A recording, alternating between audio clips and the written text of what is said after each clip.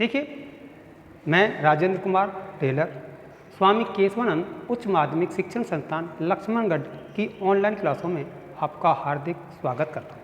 प्रिय छात्रों, अब हम अभ्यास 1 पॉइंट के ही नेक्स्ट क्वेश्चन 5 का हल करते हैं। निम्नलिखित प्रत्येक में गुणन के अंतर्गत किए गए गुण धर्म का नाम बताइए। तो आपको केवल इसमें कौन से गुण धर्म का उपयोग किया गया है वो हमको बताना है। -4/5 गुणा 1 बराबर 1 गुणा -4/5। तो देखिए यहाँ पर भी एक है, इसमें भी एक ही है, संख्या को आगे पीछे किया है तो एक तत्समक। तो इसमें क्या लिखना है? एक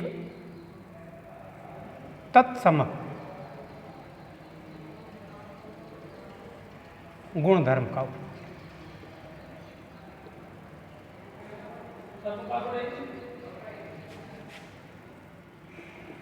उपयोग किया है। इसी प्रकार से दूसरे प्रश्न में -13/17 गुणा -2/7 बराबर -2/7 गुणा -13/17। केवल इसमें आपको पता है कि 13/17 को पीछे ले गए, -2/7 को आगे लिए, इसमें केवल क्रम बदला गया है। तो इसका गुणधर्म का नाम हो जाए क्रम विनिमयता। क्रम विनिमयता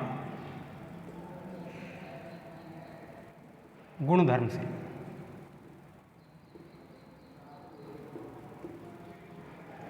नेक्स्ट क्वेश्चन इसी का -19/29 गुणा 29/19 बराबर 1। ये इसको हल करना है। तो -19/29 का ये क्या है? योज्य प्रतिलोम है, गुणात्मक प्रतिलोम है। ये इसका गुणात्मक प्रतिलोम है। क्या है? गुणात्मक प्रतिलोम बराबर 1 आया है। तो ये गुणात्मक प्रतिलोम, गुणात्मक प्रतिलोम गुणधर्म से। केवल आपको इसमें किए गए गुणधर्म का नाम बताना है, किसका उपयोग किया गया है। इसके बाद में प्रश्न नंबर 6, 6/13 को -7/16 के व्युत्क्रम से गुणा कीजिए। तो 6/13 को, तो हल देखते हैं हम इसका। 6/13 को यानी गुणा, यहाँ गुणा का निशान लगा दिया। -7/16 के व्युत्क्रम से -7/16, तो -7/16 का व्युत्क्रम होता है उस संख्या को बदलना, उल्टा करते हैं, ऊपर की नीचे, नीचे की ऊपर, गुणा -16/7 बराबर 6 गुणा 16, 16 96 -96 96 बटे 13 गुणा 7, 13 7 91 91। ये इसका गुणा करने पर हल प्राप्त होता है, आंसर हो जाएगा इसका। इसी प्रकार से प्रश्न नंबर 7, बताइए कौन से गुणधर्म यानी गुण की सहायता से आप 1/3 गुणा ब्रैकेट 6 गुणा 4/3 को 1/3 गुणा 6 गुणा 4/3 के रूप में अभिकलन करते हैं। तो देखिए संख्या वही है, इसमें क्या है कि पहली संख्या को छोड़ करके दूसरी और तीसरी संख्या को आपस में गुणा किया है, और यहाँ संख्या वही है, पहली और दूसरी को आपस में गुणा कर दिया है। इसका गुणनफल को तीसरी संख्या से गुणा कर देंगे तो ये होता है सहचारिता गुणधर्म। कौन सा होता है? इसका उत्तर हो जाएगा सहचारिता, सहचारिता गुणधर्म से, गुणधर्म से। केवल आपको इसका आंसर ही बताना है कौन से गुणधर्म से इसका प्रयोग किया गया है। इसके बाद में प्रश्न नंबर 8 आता है, वो देखिए। देखिए आपका प्रश्न नंबर 8 है, क्या -1/8 का गुणात्मक प्रतिलोम 8/9 है। है कि नहीं है, क्यों अथवा क्यों नहीं। तो हम जानते हैं कि -r एक सही 1/8। तो इसकी सबसे पहले हम भिन्न तोड़ते हैं। 8 एकम 8 और एक 9, -9/8 का गुणात्मक प्रतिलोम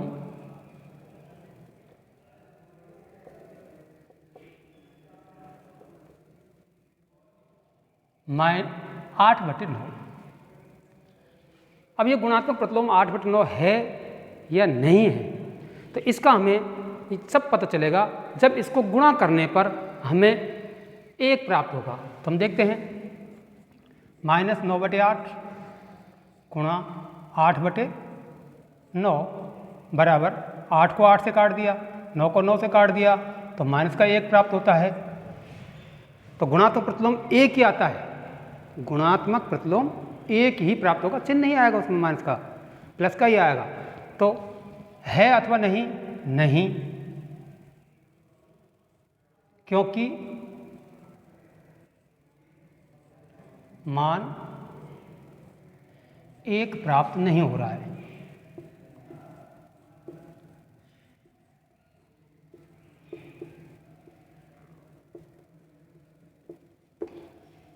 नहीं, क्योंकि मान 1 प्राप्त नहीं हो रहा है। क्या मान आ रहा है हमारे पास? -1, इसलिए है प्रतिलोम नहीं है। इसी प्रकार प्रश्न नंबर 9, क्या 3 सही 1/3 का गुणात्मक प्रतिलोम 0.3 है?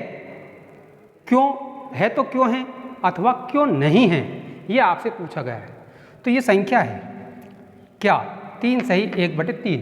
तो हम इसकी भिन्न तोड़ते हैं। 3 तिया 9 और 1 10, 10/3 का गुणात्मक प्रतिलोम, गुणात्मक प्रतिलोम। अब गुणात्मक प्रतिलोम में मैंने आपको बताया था कि केवल संख्या बदलती है, चिन्ह नहीं बदलता है, बराबर 3/10, 3/10 होता है इसका गुणात्मक प्रतिलोम। अगर 3 में हम 10 का भाग भी देते हैं, इसका हम सरल रूप करते हैं, तो 0.3। तो क्या 3 सही 1/3 का गुणात्मक प्रतिलोम 0.3 है? क्यों अथवा क्यों नहीं? तो इसका उत्तर लिखना है हाँ, 0.3 गुणात्मक प्रतिलोम है, गुणात्मक प्रतिलोम है। क्योंकि गुणनफल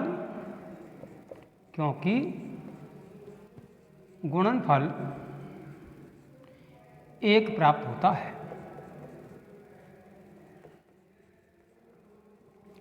यदि हम इनको गुणा करते हैं तो गुणनफल 1 ही प्राप्त होगा। कैसे? देखिए 10/3 गुणा, ये लगा लो आप, चाहे इसको लिख दो 3/10, 10 से 10 कट गया, 3 से 3 कट गया, 0 नहीं आता है, इसका मान 1 आएगा, इसलिए है, क्योंकि गुणनफल 1 प्राप्त होता है। तो हाँ लिखना है आपको आगे, हाँ, क्योंकि गुणनफल 1 प्राप्त होता है। इसके बाद में प्रश्न नंबर 10 आता है, वो देखिए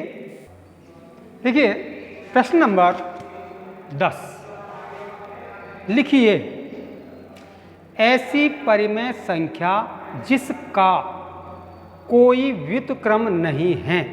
ऐसी कौन सी संख्या है जिसका व्युत्क्रम नहीं होता है, उल्टा नहीं होता है? तो उसका आपको लिखना है 1। क्या लिखना है? ऐसी परिमेय संख्या जिसका कोई व्युत्क्रम नहीं होता है, इसका आंसर होगा 0, बराबर 0। 0 का कोई व्युत्क्रम नहीं होता है। इसी प्रकार इसी में सेकंड नंबर सवाल दिया है, परिमेय संख्या जो अपने व्युत्क्रम के समान है। ऐसी परिमेय संख्या बताइए जो अपने व्युत्क्रम के समान होता है। तो इसका आंसर होता है, जैसे 1 का 1 और 0, 1 और -1, 1 और -a। परिमेय संख्या जो अपने व्युत्क्रम के समान है, संख्या तो वही है, केवल चिन्ह तो बदला है, 1 और -a। परिमेय संख्या जो अपने ऋणात्मक के समान है, परिमेय संख्या जो अपने ऋणात्मक के समान होती है, तो वो परिमेय संख्या होती है 0। इसका आंसर आएगा 0। परिमेय संख्या जो अपने ऋणात्मक के समान होती है वो होती है 0। प्रश्न नंबर 11, रिक्त स्थानों की पूर्ति कीजिए। यानी आपको खाली जगह भरनी है। खाली जगह में क्या दिया है? नंबर 1, शून्य का व्युत्क्रम है। शून्य का क्या व्युत्क्रम होता है? शून्य का व्युत्क्रम, खाली जगह, शून्य का व्युत्क्रम है, तो है या नहीं है? शून्य का व्युत्क्रम खाली जगह इसमें लिखना है नहीं है। शून्य का व्युत्क्रम नहीं है। जहाँ आपने खाली जगह भरी है वहाँ आपको अंडरलाइन लगानी होती है, जिससे जांचक को ये पता चल जाता है कि हमने खाली जगह में क्या भरा है।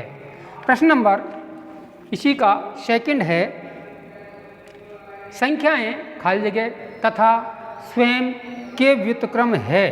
संख्याएं कौन संख्या हैं? मैंने उसमें बताया था संख्याएं 1, यहाँ है खाली जगह में 1, तथा -1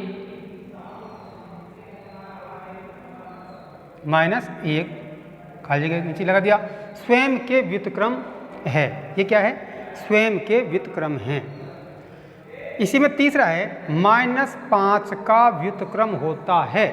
5 का व्युत्क्रम, मैंने कहा था व्युत्क्रम में क्या होता है? संख्याएं बदलती है, चिन्ह नहीं बदलता है। तो -5 का व्युत्क्रम यहाँ खाली जगह में आएगा -1/5। क्या आएगा? -1/5। यहाँ भी अंडरलाइन लगा दिया आपने। इसके बाद में नेक्स्ट क्वेश्चन फॉर 1/x। तो कोष्टक में x बराबर 0 नहीं है का व्युत्क्रम है।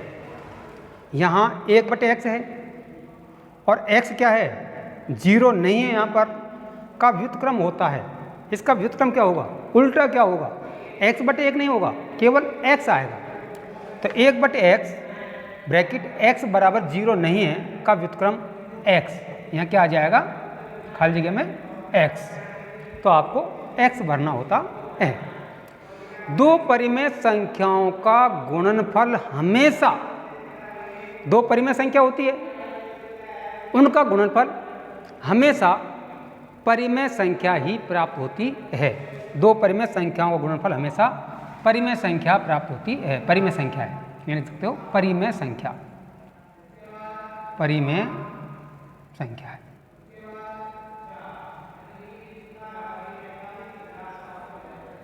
ध्यान रखने लगा। इसके बाद में किसी धनात्मक परिमेय संख्या का, किसी धनात्मक परिमेय संख्या का व्युत्क्रम, धनात्मक परिमेय संख्या का व्युत्क्रम धनात्मक ही होता है और ऋणात्मक का ऋणात्मक ही होता है। तो किसी धनात्मक परिमेय संख्या का व्युत्क्रम खाली जगह है, क्या है? धनात्मक परिमेय संख्या। यहाँ लिखोगे व्युत्क्रम धनात्मक परिमेय संख्या।